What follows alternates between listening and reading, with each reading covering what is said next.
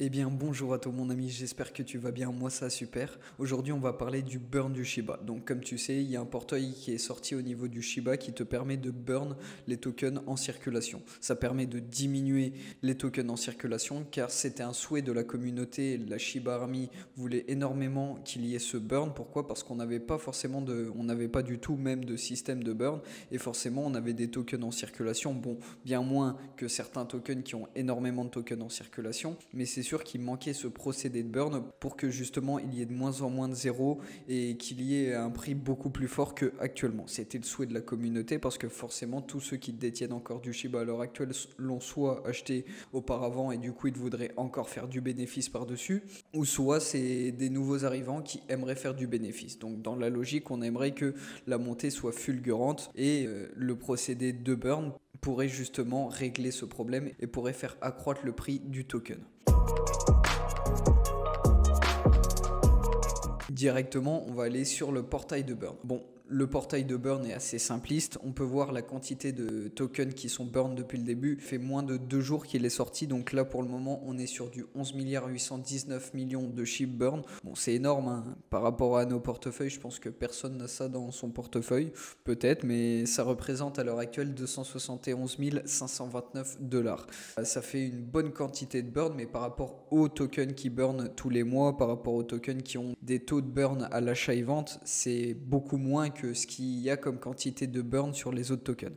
Donc forcément, ça fait pas bouger le cours. Tu te doutes bien qu'une valeur de 271 000 dollars, ça fait pas énormément bouger le cours, surtout que la tendance actuelle est pas ouf. Tu sais très bien qu'il y a une baisse généralisée sur toutes les crypto-monnaies, donc ça va être compliqué de faire monter le SHIB avec forcément que du burn, malgré qu'on a des mises à jour incroyables dessus en ce moment. On a justement la possibilité de burn maintenant. Enfin voilà, on a tellement attendu et là tout tombe d'un coup et pour autant on est mécontent parce que le cours ne change pas énormément et on aimerait que le token prenne de la valeur. Bon, et c'est logique, comme je t'ai dit, que le cours ne prenne pas. Il n'y a pas forcément d'inquiétude à avoir, c'est la tendance du marché. Mais toutes ces petites mises à jour en soi aideront justement à avoir un meilleur bull run que ce que l'on aurait eu s'il n'y avait pas eu ces mises à jour. Et il y avait aussi une lassitude au niveau des détenteurs du token. On sait qu'il y a eu énormément de détenteurs qui sont partis. Bon, là c'est réglé. On reprend même plus de détenteurs qu'on avait perdu auparavant, mais pour autant il y avait forcément une longue attente au niveau de ces mises à jour et forcément c'était une réelle frustration, même pour moi qui ai gardé mes tokens depuis le début que je présente ce token. Et bien c'était une réelle frustration, même si j'étais en positif, je voulais forcément que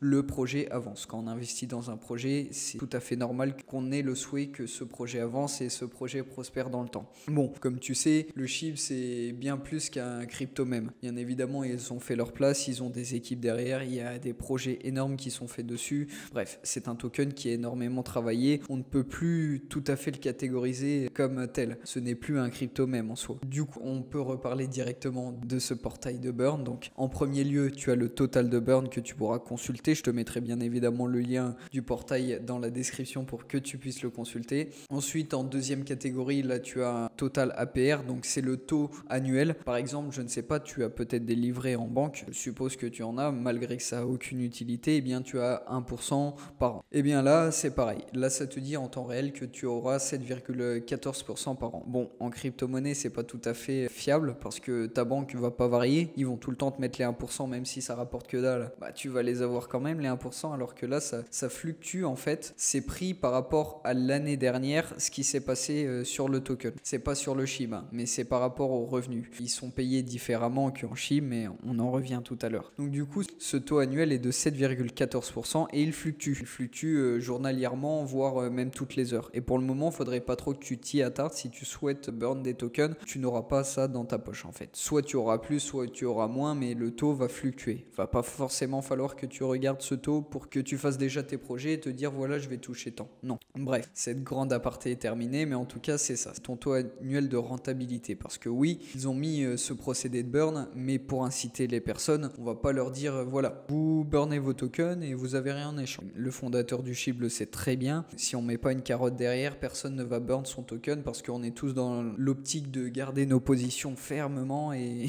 de pas bouger et d'attendre que justement le prix monte. Et forcément, il faut une certaine incitation derrière.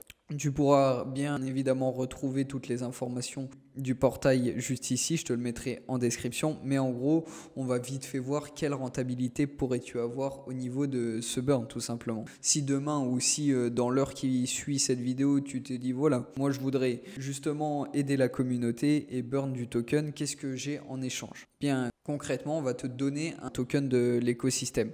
J'en ai jamais parlé de ce token, si tu veux une vidéo complète sur ce token on pourrait bien évidemment le traiter, mais il faudrait vraiment que ça soit une grosse demande de la communauté parce que c'est pas forcément le token que l'on parle tous les jours. Alors c'est le Ryoshi Vision. C'est un token de l'écosystème et le taux annuel que tu percevras si tu fais du burn, eh bien tu recevras ce token en contrepartie. Il ne sert pas que à ça ce token, c'est pour ça que je te propose une présentation ultérieurement, mais tu recevras du Ryoshi, du token Ryoshi tout simplement. Et en plus de ça, tu auras 0,49% des transactions du Ryoshi. Donc ça veut dire que s'ils n'avaient pas mis ça en place, en gros, tu recevrais ton petit Ryoshi après ton burn et tu te dirais, bah moi, je vends. J'ai pas envie forcément d'avoir ce token dans mon portefeuille, je vends. Eh bien, ils ont fait le même principe que les DEX, ils ont mis une petite carotte derrière aussi. Donc ça veut dire que tu auras 0,49% achat et vente des Ryoshi qui te seront aussi en rentabilité extérieure, qui te permettront d'avoir un petit revenu passif. Eh bien, pour justement que tu gardes ce token dans ton portefeuille après avoir burn ton Shiba, tu vas pouvoir percevoir 0,49% des achats et ventes au niveau de ce token. Alors il y a des gens qui l'achètent autrement que par rapport à ce portail, hein. Bien évidemment c'est un token de l'écosystème, il y a des gens qui investissent dans ce token, donc ça veut dire que du moment qu'il y a quelqu'un qui investit dedans, tu vas prendre tes 0,49% par achat, et tous les gens qui vendent, qui font des chemins inverses, et ben tu vas prendre aussi tes 0,49%. Donc ça te fait une double rentabilité. Bon, bien évidemment, je suppose que c'est pas forcément à la hauteur de ce que tu perdras en mettant ton burn à contribution des détenteurs, mais on va dire que déjà, ils ont mis quelque chose derrière. Tu fais pas ça dans le vent. Concrètement, tu fais pas ça dans le vent et tu as quand même une petite récompense. Et puis ce petit token, il est assez sympathique, hein. Comme je t'ai dit, on pourra en parler, mais il y a quand même quelque chose qui est derrière. Tu connais le SHIB, il laisse jamais un token de l'écosystème sans forcément avoir un projet derrière. Du coup, ça t'offre cette possibilité d'avoir du Ryoshi en rewards, et en plus de ça, tu vas avoir les 0,49% qui te seront remis d'achat et vente au niveau du Ryoshi. Voilà, c'est deux petites rentabilités qui te permettront d'avoir une petite plus-value et d'avoir un petit pécule tout simplement grâce à ton burn du Shiba. Alors bien évidemment, j'incite tout le monde à le faire dans ma communauté. J'aurais voulu montrer l'exemple, mais je vais t'expliquer pourquoi je ne peux pas le faire plus loin dans cette vidéo. Du moins pas tout de suite, il va falloir que je lâche un billet encore dans le Shiba alors que je ne comptais pas le mettre pour faire le burn. Pourquoi? Parce que tout simplement, c'est ensemble qu'on va pouvoir faire baisser cette valeur et ensemble on va pouvoir avoir plus de bénéfices tout simplement. L'idée du SHIB et l'idée de l'écosystème, c'est que tout le monde mette la main à la pâte pour pouvoir espérer avoir ce SHIB peut-être potentiellement aller jusqu'au 1$. Si tu te souviens, j'ai fait une vidéo sur ces 1$ avec la possibilité que ça monte ou non au niveau de ces 1$. D'ailleurs, je te la mettrai juste en haut si tu souhaites la regarder, mais en tout cas voilà. C'est largement faisable avec du burn, mais du burn intensif, hein. Il faudrait énormément burn, mais si tout le monde s'y mettait chacun de son côté, ben forcément on aurait énormément de burn et forcément il y aurait de moins en moins de tokens. Donc c'est pour ça qu'il faudrait que tout le monde en soi fasse l'effort de burn et surtout qu'on va avoir la possibilité justement d'avoir de la rentabilité grâce à ce burn. Bon, forcément, comme je t'ai dit, ça sera moindre par rapport à ce que tu auras investi, mais tout de même tu auras cette configuration qui te permettra d'avoir de la rentabilité.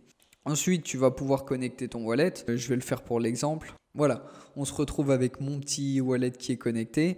Donc là, tu as le total qui est burn toujours. Et là, tu as tes SHIB en ta possession. Bon, là, en l'occurrence, ils ne sont pas affichés. Comme je t'ai dit, on va le traiter justement. C'est l'un des grands problèmes de ce portail. En fait, tu vas voir quel est son problème, mais je vais te l'expliquer. Ensuite, tu as 0,0% du pool. Ça veut dire que je ne sais pas si tu étais le plus gros des donneurs de ce pool. Eh bien, ça te mettrait un gros pourcentage. En gros, ça dirait que voilà, tu as 1% du pool de burn vu que tu as un très gros investisseur dans ce pool de burn. Tu burn bien pour la communauté. Tu aurais ton pourcentage Et ensuite, si tu n'as pas de token et tu souhaites en acheter, tu peux directement en acheter depuis cette interface. Ça veut dire que ça va te l'acheter automatiquement. Du moins, tu vas mettre la quantité que tu vas vouloir acheter et ça va te le burn automatiquement en fait. Tu vas mettre, voilà, je mets 1 d'Ethereum pour le burn. Et bien, ça va directement te les acheter en SHIB et passer en burn directement sur l'adresse de burn.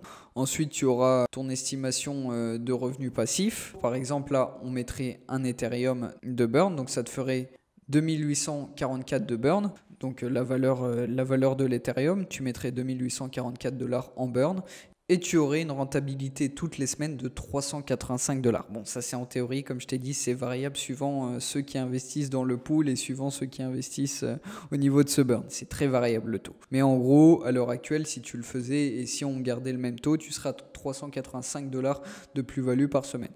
Bon, affiché comme ça, c'est super rentable comme burn. Si ça restait tout le temps à ce taux-là, ça serait énormément rentable pour toi le burn.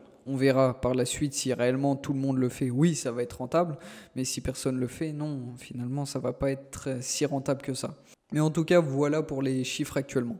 Et du coup, tu vas recevoir ton petit Ryoshi. Et puis voilà, tu auras fini, tu auras fait ton burn et tu auras ta plus-value. Bon, maintenant, place aux grosses problématiques que j'ai pu rencontrer au niveau de ce portail. Parce que oui, pour moi, ce portail, il y a des problématiques. Déjà, ça ne marche que sur la blockchain de l'Ethereum. Alors, si tu as du SHIB sur la blockchain de l'Ethereum, tu te dis, mais qu'est-ce qu'il me raconte en fait? Il est que sur la blockchain de l'Ethereum. Eh bien, tu as le Binance Peg. Alors le Binance Peg, c'est quand tu l'as acheté sur Binance et que tu l'as envoyé en BEP20 sur une autre adresse. Par exemple, un portefeuille MetaMask. Eh bien, il serait transformé sur la blockchain de la Binance Smart Chain et il serait en BEP20.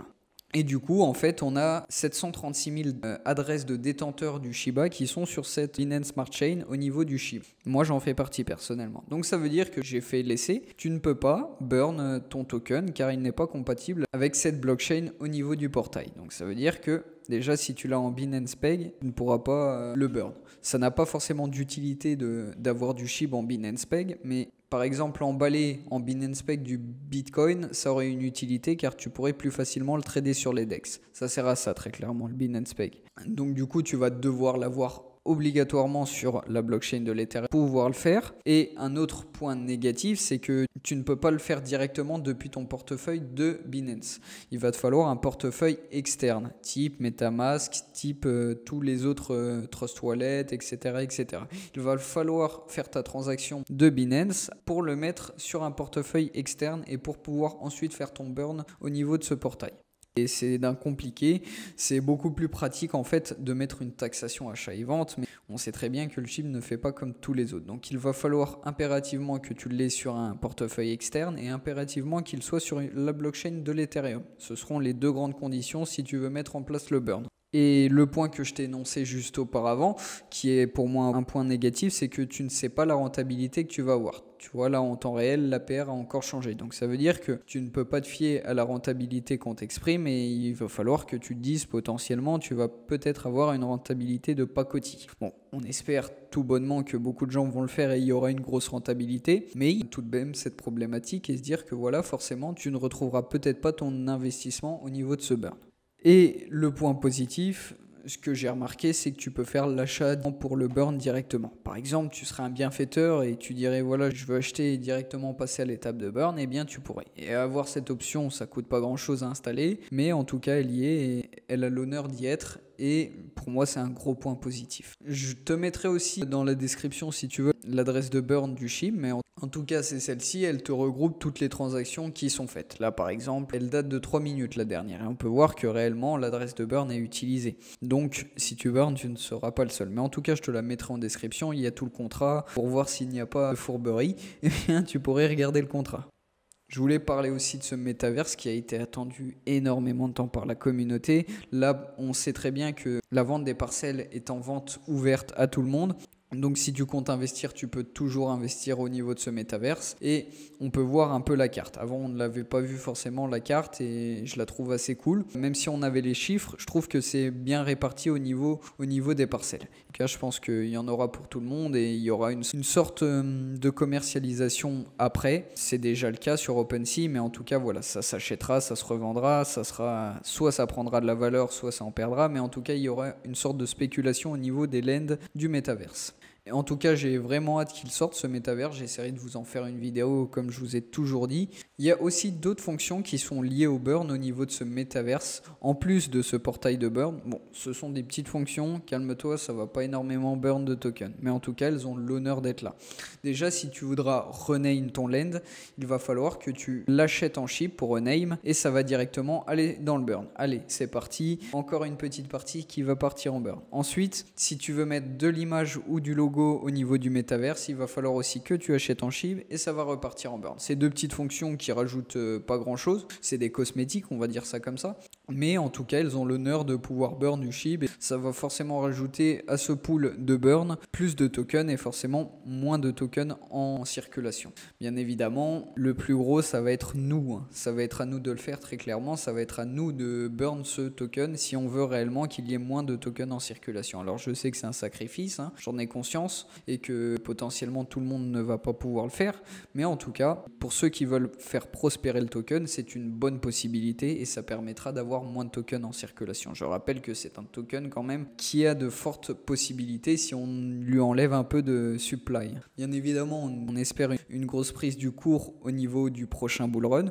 du moins je pense que toutes ces mises à jour aideront et je pense que c'est pas fini, le bull run n'est pas demain encore, enfin je ne pense pas en tout cas, la tendance n'a pas l'air d'être pour demain en bull run et forcément on va avoir tout ce temps de mettre tout en place au niveau des mises à jour du SHIB, on a le temps de se consolider la communauté, de se faire une place et potentiellement avoir un très beau bull run sur ce token si les mises à jour sont réussies, si tout le monde y met la main à la pâte, c'est toujours pareil, mais en tout cas il y a de très fortes possibilités. On a eu le listing sur Robinhood, ça a vraiment rajouté une belle plus-value, bon ça a fait un pump and dump, fallait s'en douter, les listings c'est souvent ça, mais en tout cas on a quand même des choses qui sont mises en place sur ce token et on n'est pas forcément oublié et du coup on espère un très bel avenir pour ce token. En tout cas voilà, j'espère que la vidéo t'aura plu, n'hésite pas à liker, à commenter, à t'abonner et je te dis à la prochaine pour une prochaine vidéo.